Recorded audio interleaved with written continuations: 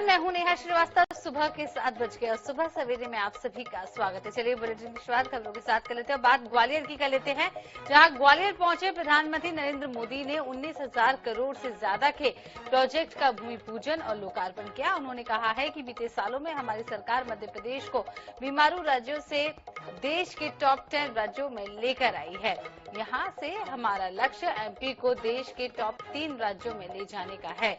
आपका एक वोट मध्य प्रदेश को टॉप 3 में पहुंचाएगा। इससे पहले पीएम मोदी खुली जीप में सवार होकर मंच तक पहुंचे। उनके साथ सीएम शिवराज सिंह चौहान और प्रदेश अध्यक्ष वीडी शर्मा भी मौजूद रहे। आपको बता दें कि जनसभा को संबोधित करते हुए पीएम मोदी ने कहा है कि ग्वालियर की धरती ने भाजपा के नेतृत्व को आकार दिया है। यहाँ की धरती ने देश को कई क्रांतिकारी दिए हैं। आज भारत का गौरव गान पूरी दुनिया में हो रहा है। दुनिया भारत में अपना भविष्य देख रही है। वहीं विपक्षी दलों पर निशाना साधते हुए पीएम मोदी ने कहा है कि जिनके पास विजन नहीं है वो देश का विकास कैसे करेगा।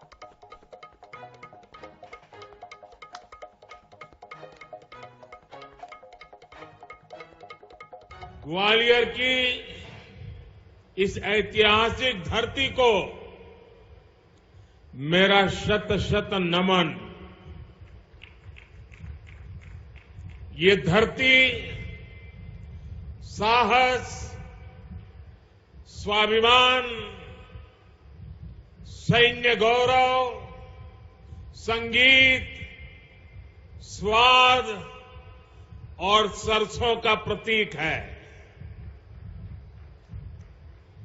ग्वालियर ने देश के लिए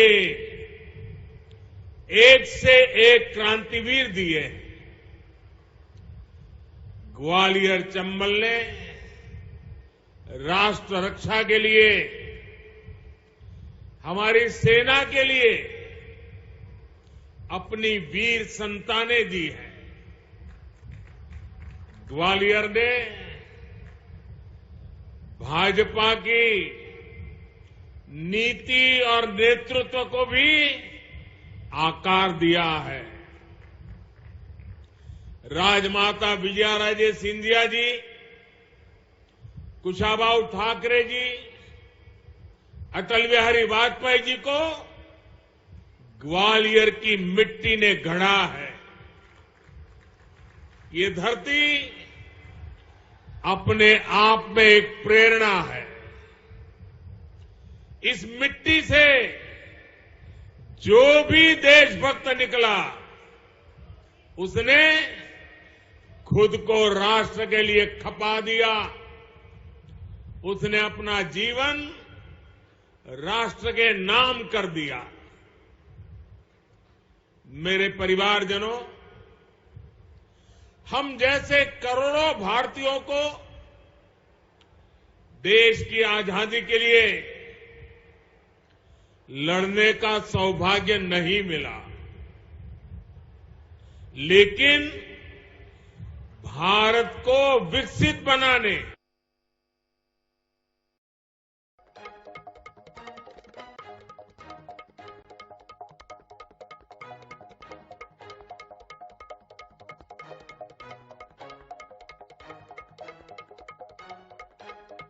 विजन नहीं है वो विकास की बातें क्या करेंगे। आज पूरी दुनिया में भारत की तारीफ हो रही है। प्रधानमंत्री नरेंद्र मोदी ने ये सभी बातें ग्वालियर में कही हैं। दुनिया को भारत में अपना भविष्य दिखाई दे रहा है। आपको बता दें, उन्होंने ये भी कहा है कि जिन लोगों के पास विपक्ष को लेकर उन्होंने तंज कसा है कि जिनके पास विजन नहीं है वो भारत को लेकर कैसे क्या कुछ करेंगे। इधर सीहोर के लाड़कुई में सीएम शिवराज सिंह चौहान भावुक हो गए। उन्होंने कहा है कि जब मैं चला जाऊंगा तब बहुत याद आऊंगा, मेरे जैसा भैया नहीं मिलेगा। सीएम शिवराज की बात सुनकर माहौल बदल गया। सभा में मौजूद लोग भी भावुक नजर आए। ये बात सीएम ने तेंदुपत्ता संग्राहकों को चरण पादुका पहनाने के दौरान कही। उन्होंने कहा है कि मैंने राजनीति की परिभाषा बदली है। मैं सरकार नहीं परिवार चला रहा हूँ। भैया मिलेगा नहीं, जब मैं चला जाऊंगा तब याद आऊंगा तुम। मैंने मध्य प्रदेश में राजनीति की परिभाषा बदल दी।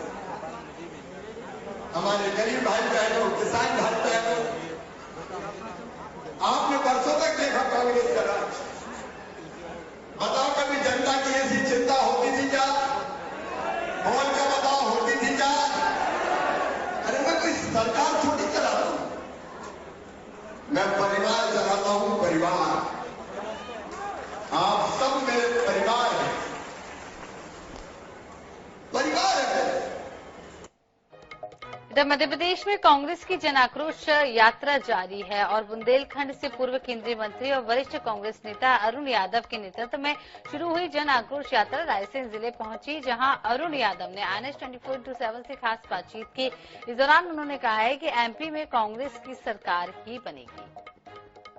विधानसभा चुनाव के ठीक पहले यहां पर प्रदेश में यात्राओं का दौर जारी है। एक और जहां भाजपा ने जन आशीर्वाद यात्रा निकाली, वहीं कांग्रेस की जन आक्रोश यात्रा यहां पर निकल रही है और सांची में यात्रा ने यहां पर प्रवेश किया और यात्रा का यहां पर कहीं न कहीं नेतृत्व कर रहे हैं पूर्व केंद्रीय मंत्री कांग्रेस के वरिष्ठ नेता अरुण यादव जी। आज कांग्रेस की जन आक्रोश यात्रा जो रायसेन जिले में प्रवेश करी, क्या कहना है आपका?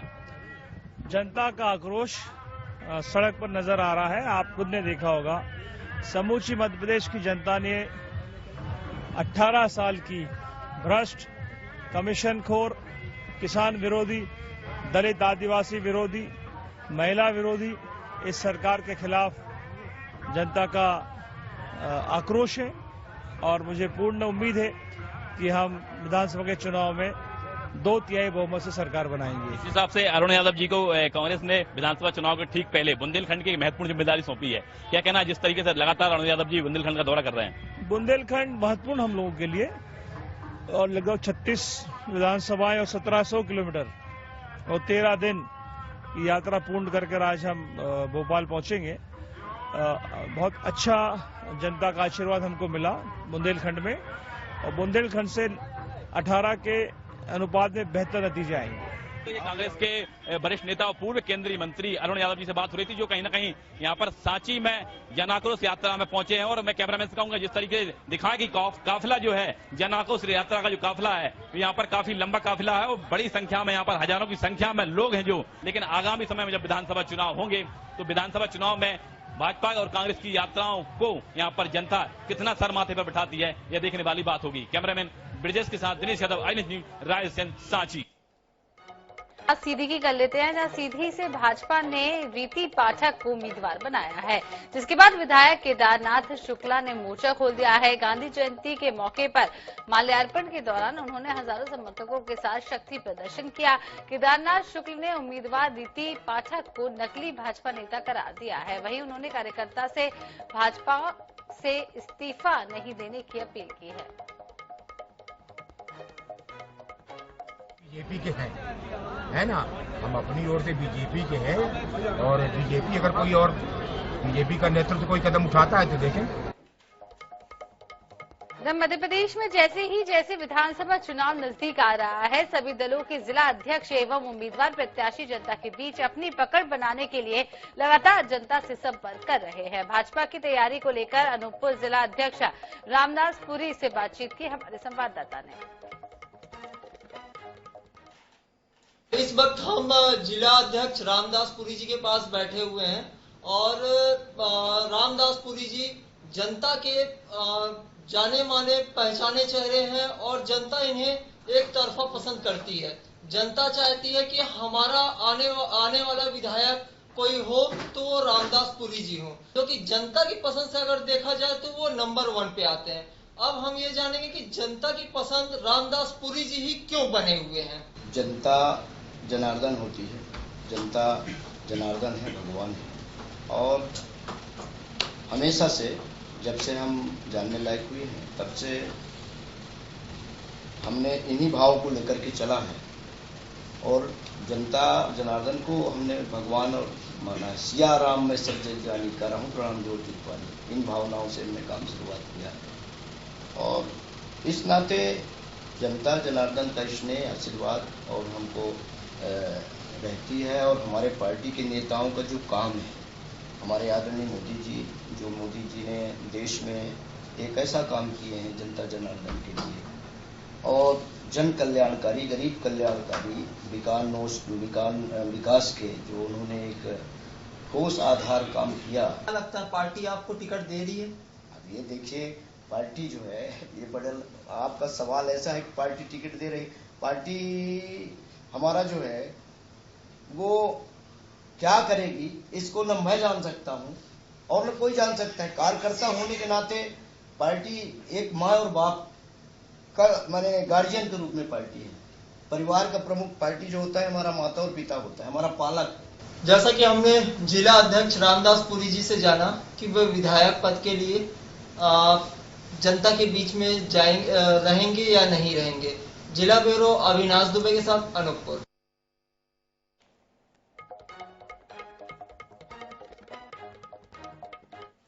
मध्य प्रदेश की खेल और युवा कल्याण मंत्री यशोधरा राजे सिंधिया ने विधानसभा चुनाव लड़ने से साफ इनकार कर दिया है। उन्होंने सरकार और संगठन को इस संबंध में पत्र भी लिखा है, जिसमें यशोधरा राजे सिंधिया ने कहा है कि मेरा स्वास्थ्य ठीक नहीं है, 4 बार मुझे कोविड हुआ है, ऐसे में चुनावी भाग दौड़ नहीं कर सकती हूं, इसलिए मैं चुनाव नहीं लड़ना चाहती।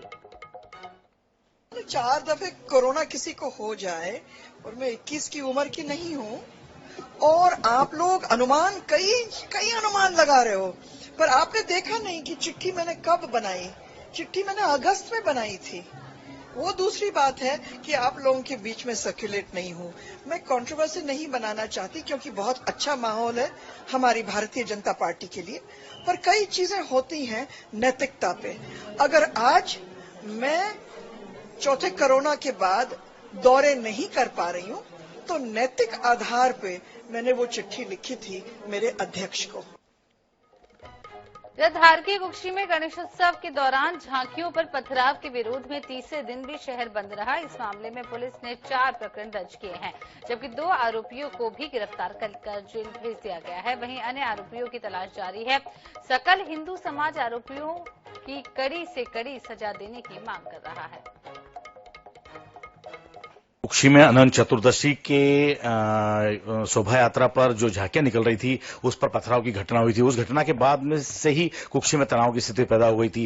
अभी भी वर्तमान हालात जो हम आपको बता दें कुक्षी के कि आज तीसरा दिन है कुक्षी के अनिश्चितकालीन बंद का। सकल हिंदू समाज द्वारा यहां पर बंद का आह्वान किया गया था, तो कल भी यहां पर पूर्णतः बंद रहा और आज भी यानी जो हम खबर आपको दिखा रहे हैं अभी भी कुक्षी बंद रखा गया है। सकल हिंदू समाज के आह्वान पर कुक्षी के अलावा जो आसपास के क्षेत्र हैं जिसमें हम पिपलिया, सिलकुआ और डही और निसरपुर की बात करें तो यहां पर भी बंद का रखा गया और यहां पर ज्ञापन भी प्रसिद्ध किए गए। इसके अलावा जिले की अन्य विधानसभाओं पर भी इसका असर होता हुआ दिखाई पड़ रहा है। गंधवानी को भी पूर्ण तरह गांधी जयंती के दिन बंद रखा गया है। साथ ही मनावर में भी हिंदू समाज के द्वारा ज्ञापन प्रशासन को प्रेषित किया गया है। कहीं न कहीं कुक्षी की घटना को लेकर प्रशासन मुस्तैद है। यहां पर special task force, rapid action force के साथ वज्र वाहन के साथ पुलिस की गश्ती यहां पर जोरों पर है। 2 आरोपियों को पुलिस ने गिरफ्तार किया है, उन्हें जेल भी भेज दिया है। साथ ही अन्य लोगों पर भी गिरफ्तारी की तलवार लटक रही है, उन्हें भी शीघ्र गिरफ्तार